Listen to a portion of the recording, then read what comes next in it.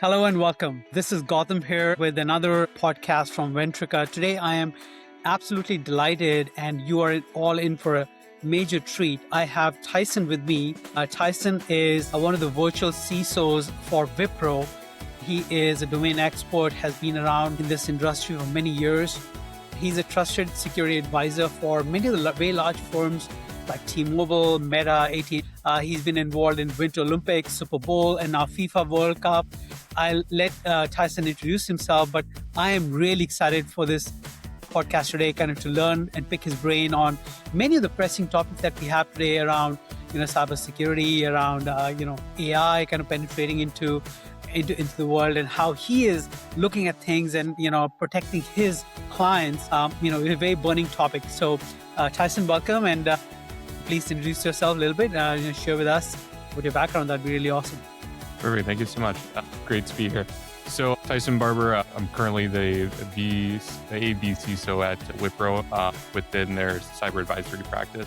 We have a bunch of different clients we support. You mentioned a couple of Wipro customers, and my experience goes back 20 years in cybersecurity between the military, Expedia, Nordstrom, some startups, and also my side practice that I had for a number of years. I've been around the industry for a while. That's awesome. Tyson, for the folks meeting you for the first time, give us a short version of, who are you today and what do you do today? Like, what's your role? Kind of impact that you make today. Yeah. So in my current practice and role, my main objective is providing cybersecurity leadership or advisory for different firms. So depending on Wipro's current customers, they may need additional help within their initiatives that may require, cybersecurity leadership and advisement, where we lead teams or help them, identify gaps within their organization and how to address those. Currently, I have a few security operations centers that are under me that I'm managing that are supporting different events and customers and across different industries. And that's the main task that I'm doing today. But there's a large scope, Sentinel ingestion and dealing with large data pipelines and petabytes per day type of SIM ingestion, identity access management, pretty much across the board. Either myself or we have a team of folks that we pull together to deal with different cybersecurity issues. That's awesome. Tell us a little bit. Let's go back a step. Tell us, how did you get here? You were a hardcore network engineer. I know you're deployed in, the war as well, or, Afghanistan, one of those areas. Like you're doing a lot of network work, right? And now to being a CISO, virtual CISO, it's not a straight line. So help us understand, because there might be few people who are looking at, that journey, or at least it'll be interesting to understand, your skills and what does it take to be, a good CISO. It'll be very. Sure. So as far as my background, a lot of it dealt with cybersecurity before it was kind of cybersecurity. At that time, 20 years ago, companies were still getting this idea of having dedicated security staff, and a lot of it was just network engineers there's IT help desk people. My background is mostly network engineering, and then some military intelligence work. And then I worked, you mentioned serving overseas. So I was in the military, and I worked as a contractor in Afghanistan and Iraq for a number of years, supporting different projects out there, utilizing my, network engineering, cybersecurity background and some intelligence workflows and things like that. And so I lived over there for a number of years and decided to come back to the States, and did some consulting at Microsoft, and kind of moved from there to different places, like I mentioned, Expedia and Nordstrom. That's awesome. Do you think that all these different elements and exposures that you've got, right, Mhm. does that put you at an advantage versus a single industry CISO who's probably done only one kind of role or has not had that kind of exposure that you have had? Because this is like from military to commercial, it's a lot. What advantages do you get? Like, what are your Well, I think viewpoints on that? Yeah, thanks. I think my experience, I've touched different things, and I understand, different industries. I worked with the Teamsters Union, and so I have some banking and finance background there. I think from cybersecurity, it's pretty easy to migrate between the different industries. you have to quickly get read up on like compliance and the different requirements of those industries, but the core principles are the same. You might have a little bit better, executive buy-in from regulated industries like healthcare and those, but when you get out from there, you gain some ability to have to sell to your executive team on what do you need, right? So I think there's a bit of that even in regulated industry, but there's kind of a baseline that you can get without too much difficulty, like PCI and things like that. They're just things you have to do.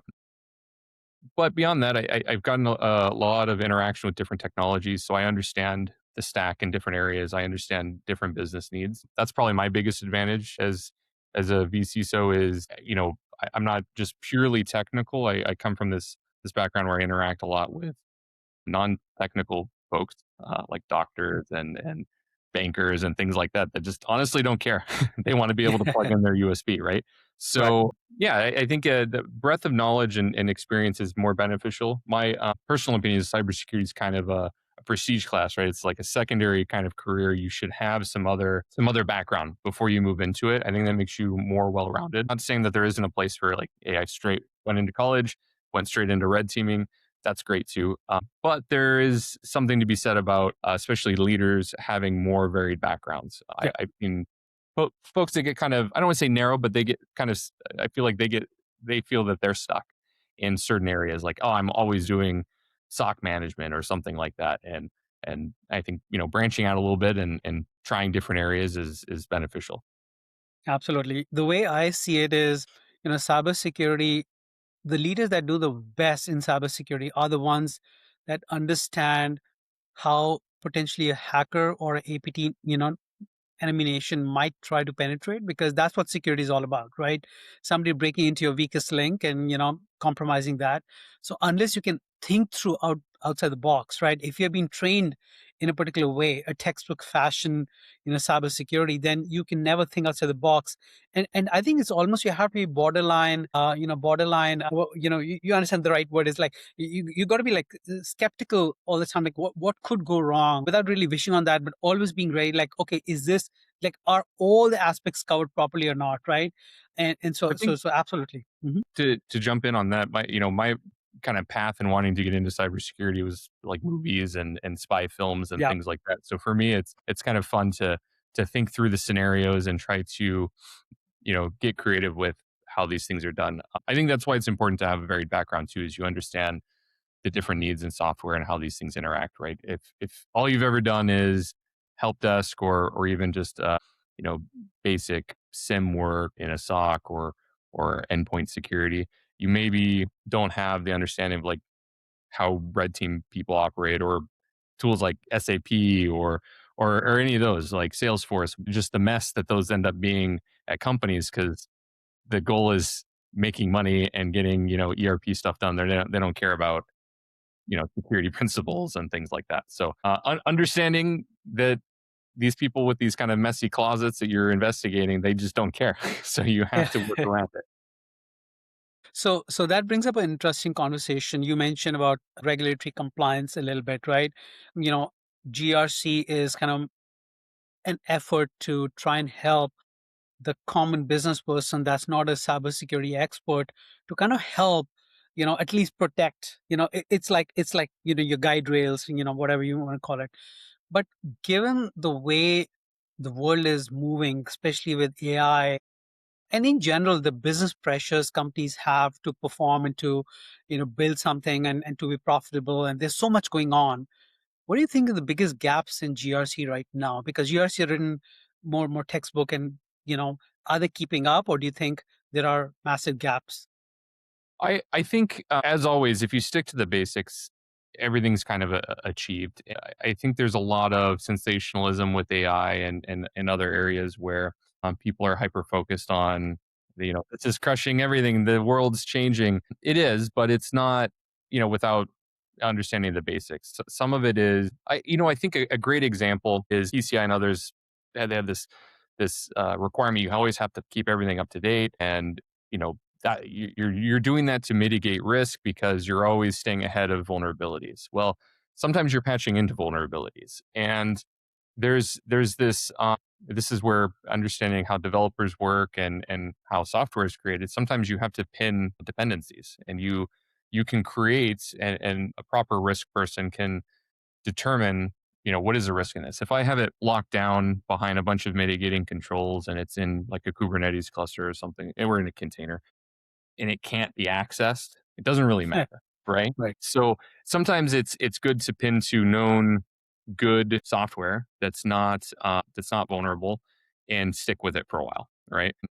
Now you still need to do container security. You still need to scan your dependencies, do SBOMs and things like that, so you know what's going on. You know, reach out to these developers so they're not vibe coding their way into a bunch of dependencies that are getting attacked by Shai-Hulud and whatever worm or thing exists today, right? So there's this need to meet compliance, but a good risk person is someone that can kind of see through what are the business needs and how do we deal with that. I think a lot of younger people in cybersecurity, they get caught up on, well, PCI says X and or the policy says Y, and we have to do those things, and they're guidelines. So there's a proper procedure and process to deal with risk, and so you annotate it, you take it to leadership, you get them to sign off on it, and managing risk sometimes is just knowing what's going on and having a plan to deal with it and putting in mitigating controls. I think anybody that's taken the CISSP or any of those trainings, right, they look at these kind of weird calculations, determine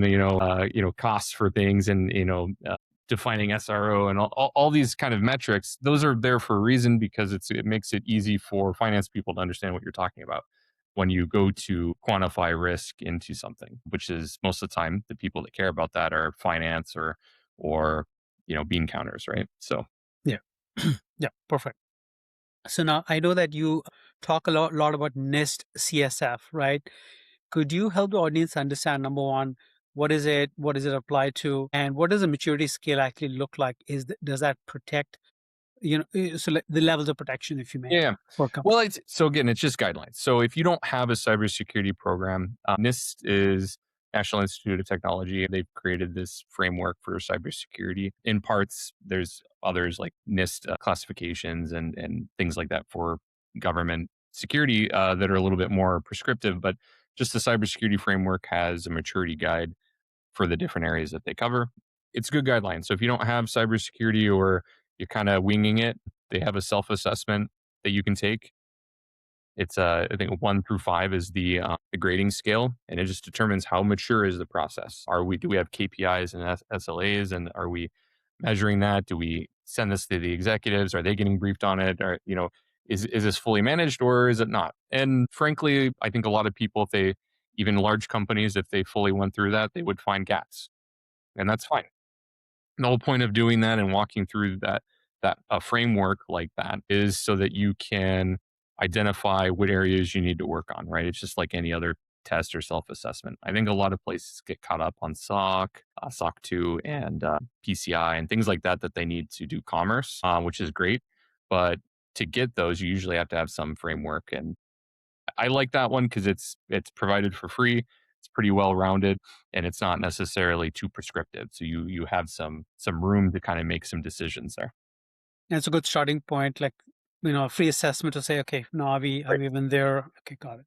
Well, and a Now, lot of companies will have the ability to walk you through assessments, right? So even if you have an established cybersecurity provider, it's good to have someone else come out and kind of give you a fresh take on your view. And you may disagree with them, and that's perfectly fine. That's part of the risk analysis process, is walking through these things. now, if a company's starting GRC, let's say they haven't done anything yet, right? Like they just like feel, hey, they need to do something. What's step one for them? What would you recommend as starting? Yeah, it would depend on who's kind of leading risk and making that determination. If you're if you go to like you're a security manager, an IT manager, your work is going to be a lot harder than if you're a CISO or a CTO or SVP of technology or something like that. Those conversations differ in how you approach it depending on what level you are. So that's where someone like myself can come in and kind of help you navigate how to do that. But let's say you're a more senior person, maybe in the executive team, you would work with who owns risk. That might be the legal team, that might be finance. Someone on the board or someone on the executive team owns the risk of the organization. So if, whatever that person is, That's the person you work with, and you find out what their risk appetite is, and kind of take it back from there on what you can do for investments or which direction to go. That person will also tell you what their concerns are. So they have regulatory and compliance requirements. Maybe they're publicly traded, so that's like Sarbanes-Oxley in the U.S., Companies Act in the U.K. Right? There's different requirements there. There's GDPR, all of these. So you need to get the list of what am I legally obligated to do? Because often the people that own risk or own finance, they go to jail if they sign off on things. So they care Exactly. on what they're tracking, and that's maybe why they don't care about the things you care about, because you haven't presented it in a way that attributes to what they're talking about. SOX is a great one. Cybersecurity gets kind of caught up into there, but there's not a huge prescriptive list there. It just says, you are able to attest that when the CFO signs off on the paperwork saying that this is all accurate and the books are good, that they have an audit trail to define that, and that the IT systems couldn't be used to augment those books. So that's really the root cause of that, why that even exists. Sorry, go ahead. So if I put myself in the shoes of an SMB, right? It almost seems like somebody is taking on the risk, saying that if they take they sign on those dotted lines, saying that yes, they take the ownership, and everything is okay. They don't really get any reward for it, but if something goes wrong, they go to jail. Seems like a pretty scary, pretty scary, ownership for anybody to sign off. Who should own the decision, the risk decision or the risk ownership, if you may, versus implementation, right? Engineers are busy implementing. Somebody's like, especially if companies don't have a dedicated person that says, yep, they'll take over the ownership, like a CISO or whoever. In a normal organization, do you think it's better to offload that to companies like, to people like yourself who understand that? Or do you think there are ways for companies to say, well, that's further up, somebody will own it? And does it have to be a dedicated person, or can it be a shared responsibility, like in the day Can be, job, there's something else? Yeah. yeah. So there is risk transference. You look at insurance, and maybe you hire. I've heard of people that hire red teams through legal firms so that when they get the reports, right, it's all privileged information, right, which means not necessarily reportable. There's different games and things that people play for that, but ultimately it's who owns the financial risk, and that might be deferred to different organizations. Ultimately, there's someone that signs the books that's defined by the IRS, right? If we're talking in the US. And so that person is generally the one on the hook. Now, they may delegate below, right? Technically, the board of directors is, but if they defined a CFO or an accounting firm or someone like that to sign off and own the books, then they'll do that. So you have some of the big four accounting firms. It's one of the reasons they go through audits when they're signing off on books is they need to make sure they're not signing their own lawsuits Right. in real time, right? So there's different potential for different people within the organization or even outside orgs to own some of the risk, but ultimately there's a single person in charge, right? Now, whether that person wants to accept the risk or not is a different thing, but sometimes they have to. If you're a CTO or maybe it's an SMB, so you're maybe a smaller medium IT shop, you still own your IT risk and the security there. You just may not go to jail for it if it's messed up, but you can still take responsibility and implement those controls and be proactive. There's a lot of the CIS benchmarks, NIST, CSF, the sample things that they provide. That's all out of the box, and you can grab someone like myself to help you curate those and get into a good spot. You can do it yourself, and you can do all that without too much disruption or ownership from senior leaders. So, and they'll usually appreciate it if you've done all the work, right, for putting that all together, and especially if they only have to sign off on some policies. Wonderful. That makes a lot of sense. I want to add a spin of AI, right? Everybody's like big into AI. What's keeping you up at night on this AI side? Because one is shadow IT around AI, right? People are using AI models to do their work, and but a lot of that data might be going out of their organization, or there might be other things. And AI is not just those big names, but there are so many AI apps and tools and productivity and all of that built in. And there are gaps in those, and there are security issues in many of those, especially when you give your control over to, we heard of open claw in the early days, giving control on, of, like people just find like, oh, this is so helpful that they don't, and they're not security professionals. How do you as a security professional, or how does that person that we just talked about who's signing off on the risk, but they don't know what the risk is, right? Because like AI is just like, it's I what think, keeps you up at night, and how do you address this? yeah, I think if you look at, it's kind of two questions you asked there. So if I say what keeps me up at night, not a whole lot because I've been doing this for a while, but if I'm going to say something specific, right, just unmanaged risk in general. So I think that's the biggest problem with AI right now. It's anything that's hyped, right? I had an executive for an organization I work with.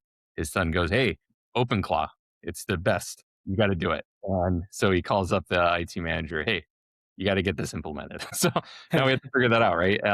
And so there's a lot to that and a lot to unpack. And so you got to break the risk down from an IT perspective. You just look at that from a tactical method and follow that piece by piece. How do I address each level of that? If you don't know, I mean, you got to phone a friend because the potential issues for, hey, we've messed up. This bot now has access to all my bank accounts, and now we can't make payroll if we're in an SMB.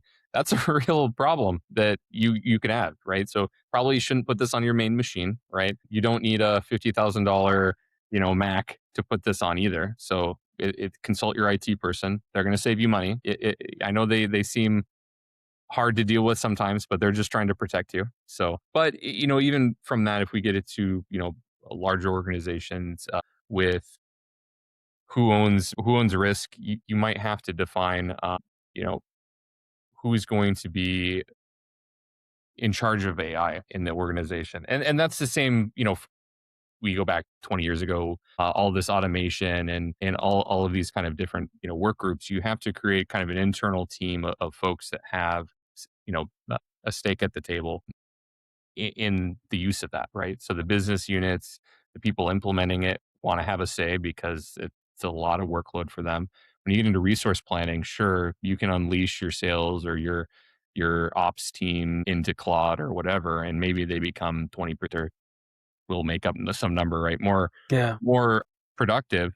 But if they're doing 20x more, and you haven't given the same tools to IT and security and others, their workload's increasing that much. And there's a good chance you were probably already underfunding it to begin with. So you got to look at resource planning. It's a real problem, not just for if you're in an industrial capacity, like planning workload. Like at Pandion, we had day workers that come in to help sort packages, right? You have to plan that out. And that same kind of hurdles we ran into there is you add 80 people to a workforce in one facility. That's a lot of IT overhead that happens, right? So what does that look like? And then the security implications there, both physical and cyber. So I think you kind of have to walk through these scenarios. Like what happens if you dump 80 people into a building, right? Claude is maybe 100 people, right? So you have to look at that and decide what is this doing to your workload, and can your business keep up with what you're doing? Yeah, But yeah, makes sense. going back, the other part of that was who owns that. I would say most organizations aren't going to have a dedicated single person that's the chief AI officer, right? Yeah. You're going to have probably need to pull in the stakeholders, just like for risk ownership. You should have the CTO or whoever the senior IT person is, whoever's in charge of security, whoever's in charge of finance. They should all be in a working group and communicating to each other. If you just have one leading it, you're going to get a bad Venn diagram of possibilities, right? So So today, so think of an SMB today, which is still trying to grapple with AI. Are there quick? Would you recommend are there quick ways for them to implement something around this before it's too late? Because I've seen people uploading stuff and just using it within the company. It can be pretty dangerous, right? like even Yeah. the like personal chat GPT accounts Yeah. and Exactly. Yeah. shadow IT in general. Sh- So if Yeah. you have people with personal accounts, I mean, you just have to stop that Stop right that. off the bat. There's not a lot of great tools for that right now, to be honest. I've a partner with Wipro is Riskosity. We've used them with different customers, and they have a approach there. I don't know at what sizing that works. As far as SMB, it might be more SME, but to get that to work properly, you also have to have a lot of the other foundations. Like, how are you doing DNS? How are you doing Yeah. device security? because if you get into zero trust, this is where everything really needs to go.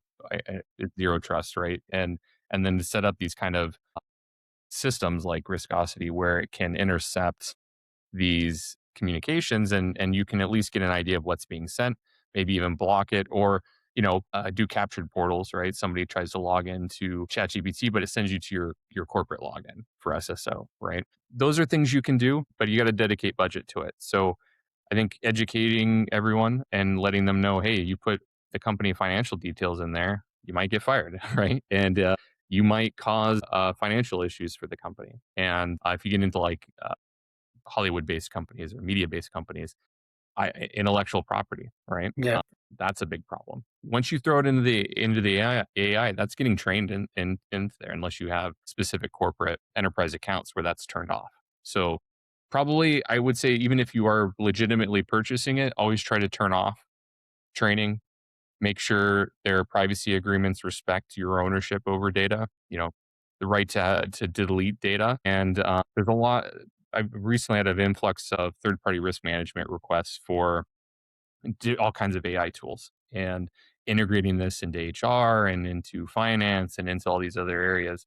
So it's really important to understand exactly how the workflow is working with, an IT engineer, security engineer to understand the actual flow of data, where these Yeah. things reside. Because otherwise, it's easy to go, hey, we'll 20x your quarterly income for 100 grand a year, but there are risks associated with that. And if you don't understand something, it's best to ask.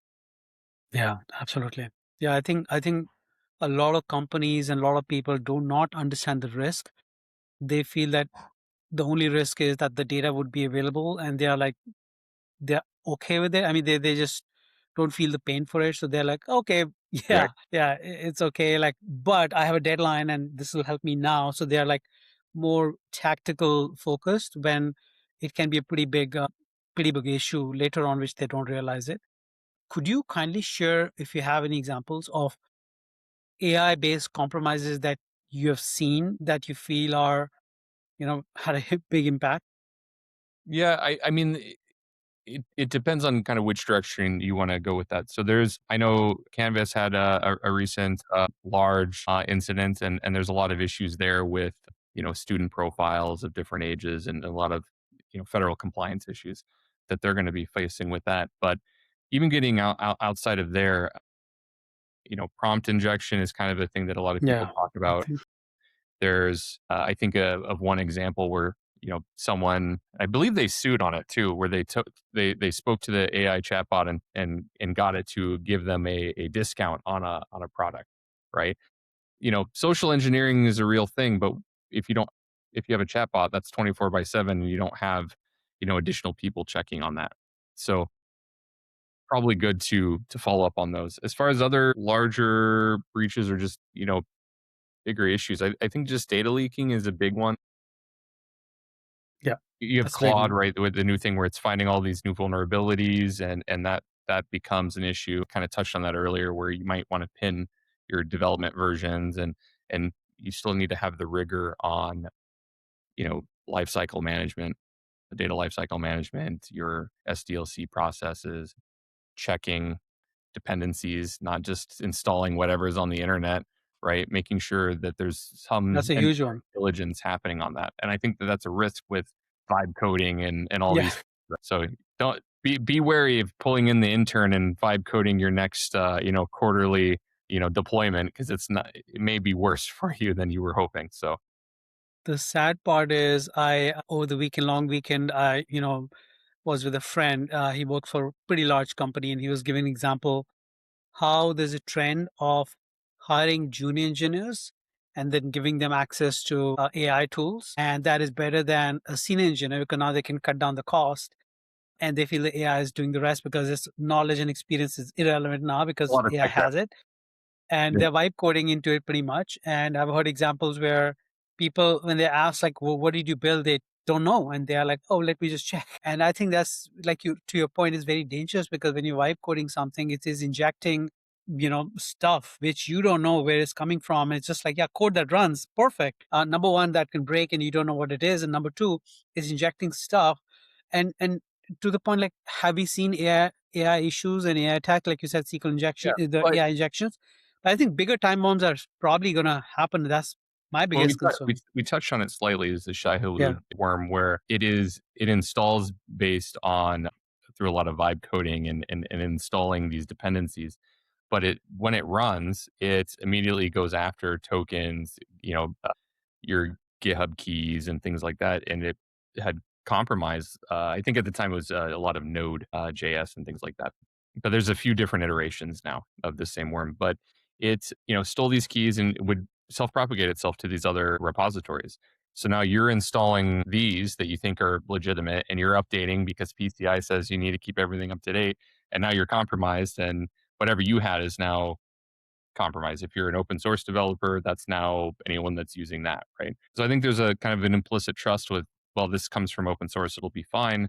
And I'm just vibe coding through it anyways, right? So there's not that rigor of testing and going through these things that would normally be done. I've also heard from senior engineers in the Seattle area for a certain large company that were complaining that now all these juniors are just dumping out tons and tons of code, and because of some high profile outages at their facilities, they now have to review everything. And that's they also laid off a lot of people, so it's a lot of work for them to kind of process through, having to analyze everything and process that, kind of going back into resource planning. You 10x somebody's productivity, that has to be down the entire line.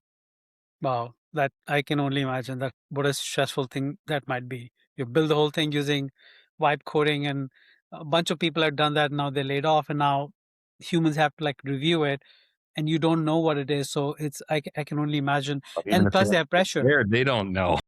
Exactly. And Yeah, now they're under pressure to like review it quickly because otherwise they'll be fired. And this is like just like, hey, you got to 10x your work now. yeah. You got to And use those yeah, tokens, right? Yeah. yeah, exactly. I can only think about like, wow, this is not going to end well. Is how I feel like it's like going to be scary.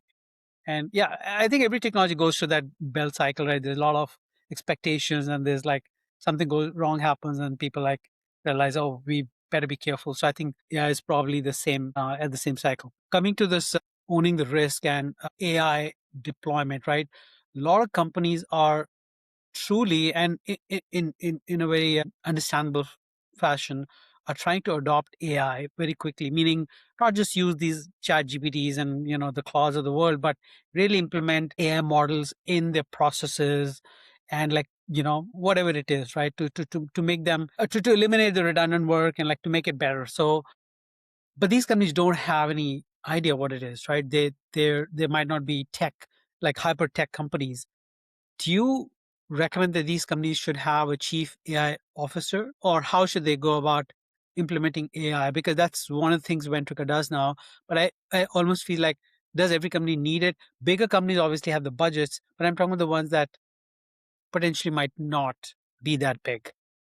How should they Yeah. go about this? I mean, we kind of touched on it earlier with the governance perspective, and just any of these major issues. Maybe it's natural disasters, maybe it's AI, maybe just whatever it might be, price increases because of trade wars, right?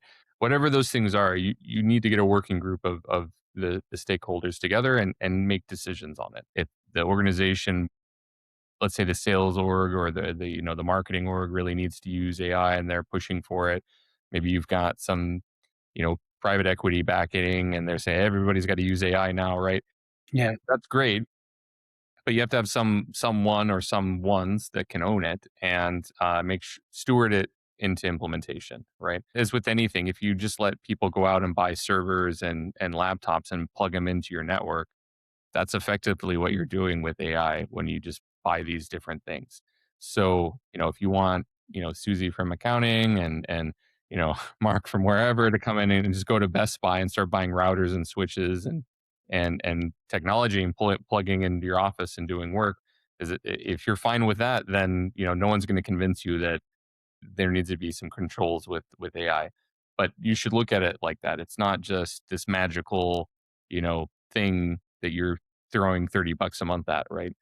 I generally caution people too that right now this AI is highly subsidized. the costs are going to increase. I think they're looking at, increasing all these data centers we're seeing in the news to meet demand and also kind of keep prices at a certain level. But at a certain point, they're going to want to start making money on this. Yeah. So if you build your business on a pipeline that's, costs you $30, $60 a month now, you should make sure that you're prepared for it to be, 10x, 100x more than that. Can your business survive that? And can you survive unraveling from whatever it is you vibe coded or put together through that? Because if you don't, or that person leaves and goes to a different company that set it up, how do you deal with it? So having people that are tracking that, tracking your AI apps just like you do with any other applications. If you're publicly traded, right, you have to know and track your software. Is it legitimately purchased? Where did you purchase it? All of these things. So that is the same thing you should do with AI. It's just software. You got to track it and and keep an eye on it, right? I think just from cost perspective too, if you've got everybody running around with corporate cards, understanding where your money's going is, I think, pretty important. Yeah, absolutely.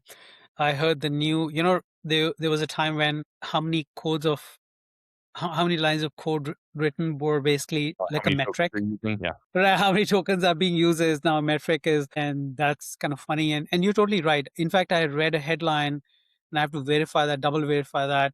But one of the FANG companies is said that using AI is more expensive than using humans, and they're going back. A couple or so. Yeah. Right? Yeah. See There's, if you could touch upon that. I think it, from what I've seen as well, is it can be, especially if you're doing like real AI. I think a lot of people are confused by AI and they see, well, there's Chat GPT, there's this chat method of interacting with it, or now there's kind of the CLI and agent method where it's still kind of chatting, but it's doing tasks for you. There's a whole other aspect of AI and machine learning and all of these things that you can definitely create a pipeline that fastly burns through money and in an automated way that is not easy to turn off. So there is definitely thought that needs to go into these things when you're putting it together. And I think a good example recently is I had someone suggest an app that someone that they know that works at the company, their son vibe coded this thing. And, he did a great job. Unfortunately, this, $1,500 a month thing he built can be dealt with OCR for, like $5. I'm kind of joking. It's $5 a Right. month, or you could do it for like, yeah, $25 to $50 one time purchase, set up a machine, and then you're good to go. So, and then at a large production scale, like at other places I've worked at, you can do it for $500. That's a lot different than spending $1,500 to $2,000 a month on tokens. So Yeah. AI is not necessarily the most efficient way to do something. So you got to weigh your options and see what makes sense. And again, ask people that know. Sometimes it helps.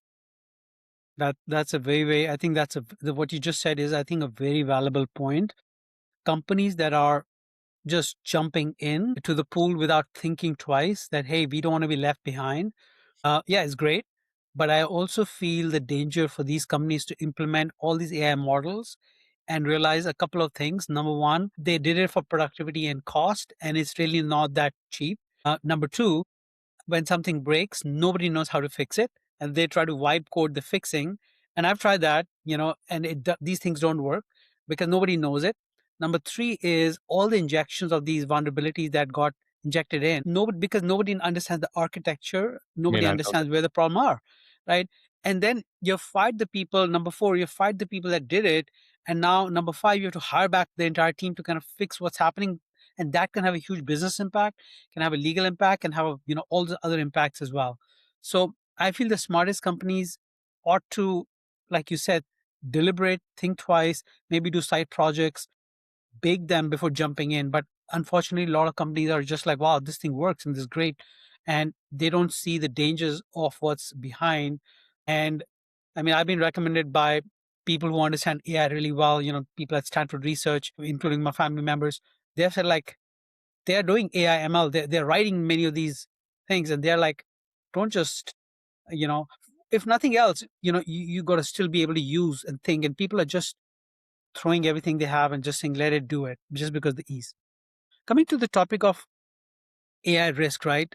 I know you mentioned viscosity, I think you mentioned, right? Are there other tools that SMBs can use to understand the AI risk right now? If they're already using AI, they're like, okay, that sounds, they hear this podcast and they're like, oh, this sounds great, but how do we know, are we doing the right thing, or, are we Yeah, ignoring it? I mean, there's a few tools like Viscosity out there. They're all kind of in a similar space. It's kind of this new thing that they're competing against. I would have to think of it, more names, but that's the That's right. first one that comes to mind. Right. Just because I speak to them a few times. So, Every day. Yeah.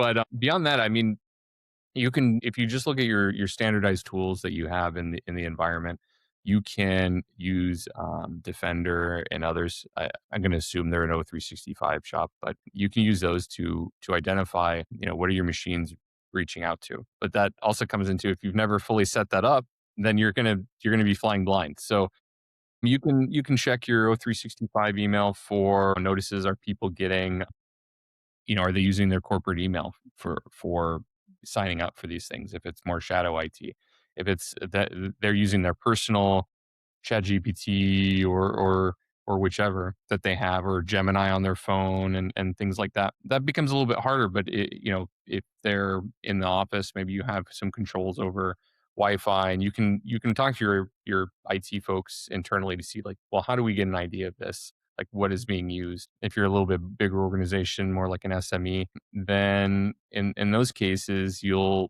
have some of the tool sets to block or to identify what's being used. I would always start with, what do I have first, to understand the problem? Because maybe you don't. I doubt that this is the case, but maybe you don't have a big problem, right? Yeah. And so it wouldn't make sense to spend all this money on a tool to come in and protect you from something that's not a problem for you. But that might be a good clue to get ahead of it at that point, before Yeah. it becomes a problem. Right. I know that during our prep talk for this podcast, you mentioned, you can't just spend money to figure out AI safety. There is a human element. You need to like establish the right policies. You need to define the risk and assign the ownership, like you just said. If companies don't have good understanding of where to begin, right? Like how policy, yeah, what kind of policy should we have, right? And if it's a smaller company, if it's a medium-sized company, there aren't too many cybersecurity leaders in the company. There's just maybe a few, and they don't really. How should they start? Like, where should they, like, should they contact a person in a company like you, or are there free resources available? You mentioned the NIST scan audit is there. Maybe that's a good starting point. But where do they begin? Like, are there checklists they should like follow to? I mean, there's CIS benchmarks. There's NIST has a wealth of information on there that they can use. There's OWASP has some guidelines. It just kind of depends on which industry they're in and what they're doing, right? How advanced is their tech shop? I think the baseline is, it's always good to have a conversation. Someone will give them some ideas based on the unique perspective that their business needs. Obviously, they'll throw a SOW out there with that and, like, here, let me do a full scan. But that usually people like myself are always open for conversations and chatting and seeing what is it you might need. Beyond that, I mean, talk to if you have an IT provider, if you have an in-house shop, whatever that looks like, speak to them to start this conversation, set up some policies. Maybe everything AI has to be approved by finance first, and then you tell finance, like, I need to know about it before you approve it, right? You create some controls internally to try to limit that, and then set the guidelines for how this can be used.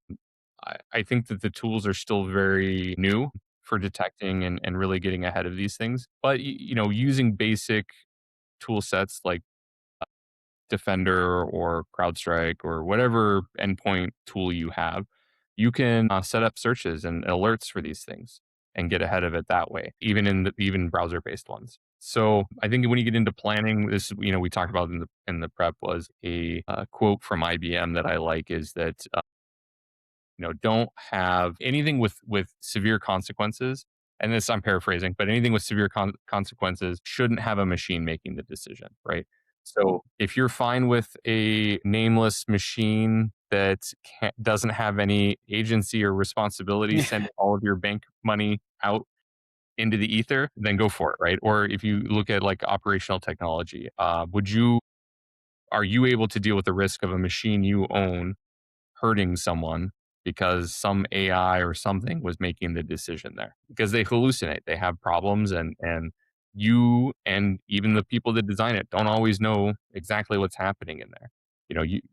You're at an SME level, you're not going to come in and say, well, I guess I need to change you know, the, the context window, or I need to deal with the temperament of the AI.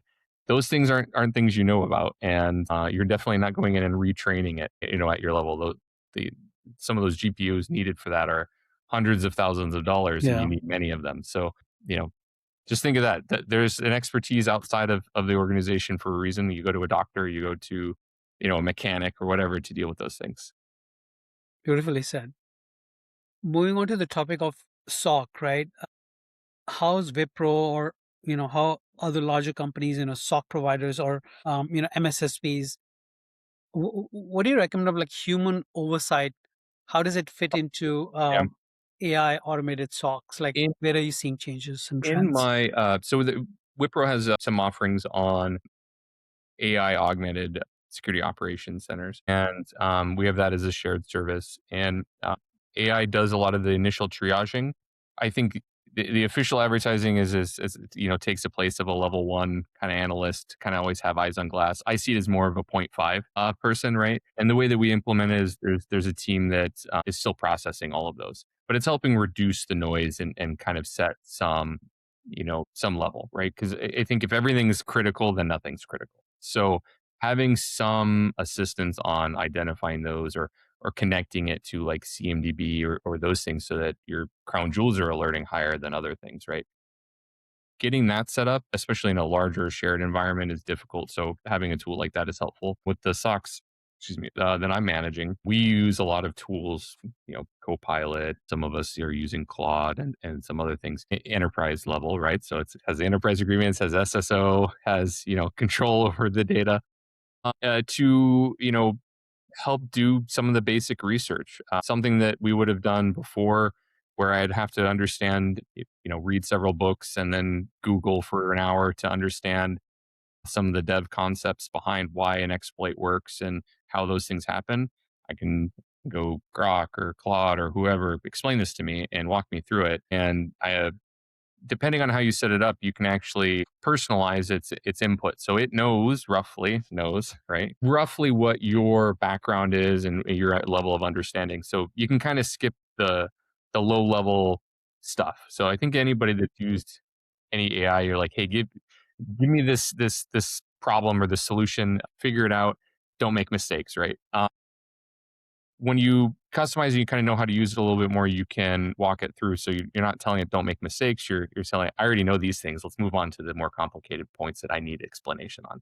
So you get into, hey, I have these red team findings. What does that mean? How do I translate that into fixes? I have this great example recently is there's this Excel that has a weird macro. What does that mean? What is that doing? What is it? Why is it connecting to that? How does that work? What even is VB script? That was a question I got from a SOC analyst because they're 12, right? I'm exaggerating, but they're very young. Right. So, there's things like that that work, but AI is only great at the things that are all over the internet. So things like Rust, programming languages like Rust, and a bunch of other topics that aren't well documented on the internet, or maybe they are, but it's at a topical level. You're never going to get into the deeper area because the AI just doesn't have that context. So you gotta understand like what you're doing and know when you don't know something and when know enough to know when the AI doesn't know something because they can be pretty confident about how wrong they are sometimes.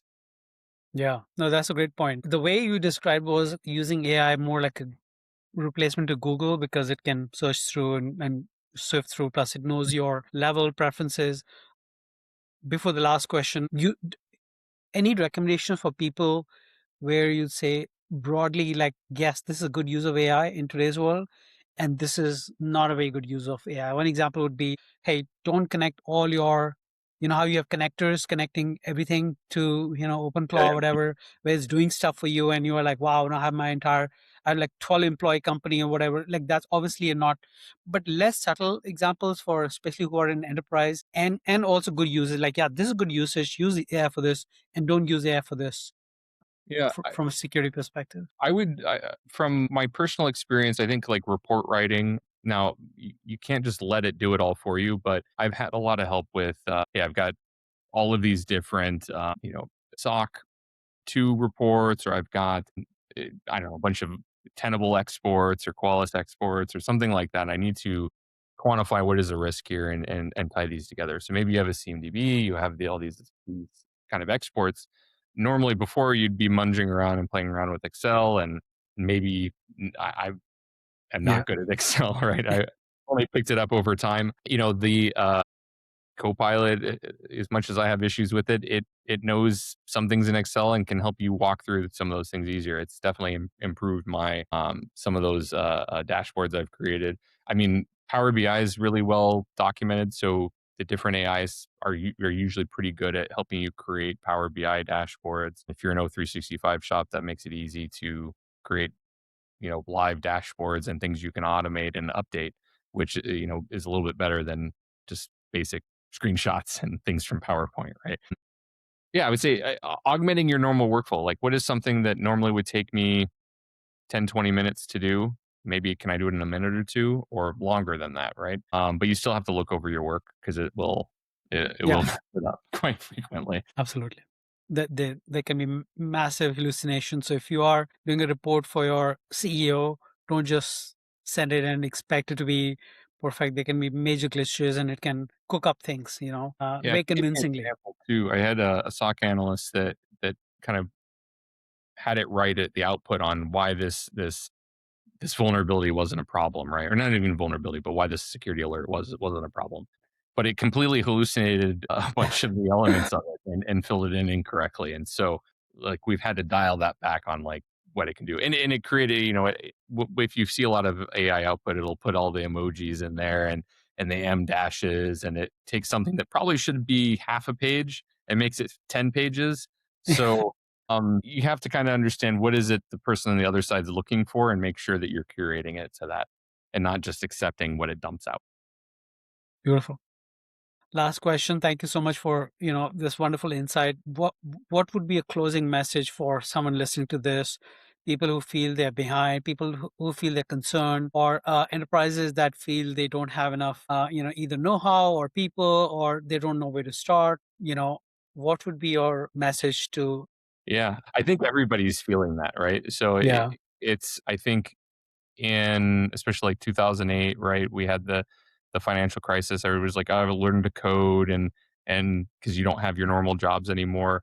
I feel like people are in that same kind of mindset again, where they have this FOMO, fear of missing out, and they're concerned about it. My general take is worry less about that and just delivering on your core objectives and redefining on what those are. I think if you understand that your core direction and you come up with a strategy for that, it makes everything else easier, especially like AI. That becomes a direct cost equation. Like, how much do you want to spend on it? And a lot of it's going to be experimentation. So how much are you willing Yeah. to burn to test it out? And that's just what you got to do. You look at the big companies. I won't name any by name just because we mentioned some that I might actually work with some of them, so I don't want to Yeah. intone like internal knowledge on it, right? But there's some big companies that are doing AI that they've spent billions of dollars in directions that just don't work, and they're like, all Yeah. right, well, I guess we're done with that and move on. We, you and I don't, well, Yeah. I don't know about you, but I don't have $1 billion just to Yeah. burn. Right? So set a budget that you're fine with losing, and just play around with it and see if it's something that's helpful for you. If you're concerned, I mean, once you kind of have an understanding of how it works, reach out to people that can help direct you. I would suggest, getting in connection with. I don't want to plug myself necessarily, but people like myself that can that won't give you bad information, right? I want to see you succeed. I don't want to see you spend money in the wrong direction or you get caught in a grift or anything like that. So I think you need to find someone like that. Maybe someone in your community that's crotchety and doesn't like technology, right? Run ideas by them. If they say it sounds crazy, it might be crazy. So, but yeah, that's generally how But I that's think. a smart way to do it. No, and I think working with an expert is totally worth the cost, because the opportunity cost, like going down the wrong path, right? And like we discussed, implementing something or injecting a We didn't really vulnerability talk about or that. And that's true. Is opportunity cost is a big problem. Yeah. If you go down the wrong direction, you could spend a lot going down the wrong path, and sometimes clawing your way out of that, and then Yeah. going down the right path is very Yeah. expensive. I see it countless. Like the just several of the recent projects I've had over the past couple of years have been a lot of that, like clawing them out of the wrong direction in certain things and trying to get them in the right direction, and it's very expensive. Absolutely. Yeah. My advice to everyone would be don't spend $1 billion to figure out AI, right? Because you might not have that much. Go take baby steps, I guess. And it, I think more and more I'm learning from experts like yourself is it's okay. Don't feel the FOMO and don't have to be like trying to like figure everything out because many of these things will crumble down. And it's okay to be laggard in this space, right? And then surely, but slowly but surely, figure out the Something else right we didn't things. touch on is the influencers. They're doing everything. Everything's amazing. Everything's Yeah. never been seen before, right? And they're all about clicks. So Yeah. they're just you see on social media like, how does this person have 5 Ferraris? Well, they Yeah. probably don't have any of them, right? Yeah. So just be wary of what you're seeing, and understand that probably there might be some smoke and mirrors there. And especially if they're the only one that's doing it, or they aren't fully letting you in on the whole thing. I think most people that are successful and making something happen, or doing it, they generally, if they have the time, they generally share, and they're fine with having that discussion. Or if you reach out to them, they'll point you in the right direction, which might be to someone like yourself or myself, and finding out how they might make those first steps. Absolutely. And I think you hit the nail on the head. That's exactly my mission with this podcast is to bring experts like you and educate the people. And there's no cost, no motive, none of that, but to guide the people, right? It's like, hey, we are all in this together and we're all learning from each other. And I think the insight that you shared, I think are truly remarkable. Thank you so much, Tyson. Last question. Where can people find you? Like, companies that feel like, yep, this made a lot of sense and we need help and we don't have the bandwidth or the know-how to do it ourselves, let's just talk to Tyson. What's the best way for them to reach out to you? I generally send people two directions. One would just be tyson.barber@wipro.com is my email, the easiest one to get me at, and then just on LinkedIn is LinkedIn/BarberTC. How do you So spell the last name just so that people don't just like misspell haircut, that? so Okay, BARBER. Yeah, perfect. Sounds great. Thank you so much, Tyson. It was a pleasure, and I learned a lot. And hopefully, like we discussed, when we do some of these roundtables where we're dissecting latest threats that are happening, I'd love to bring you in back again to get your, expert inputs and guidance. certainly. Thanks. Thank you so much. Mhm.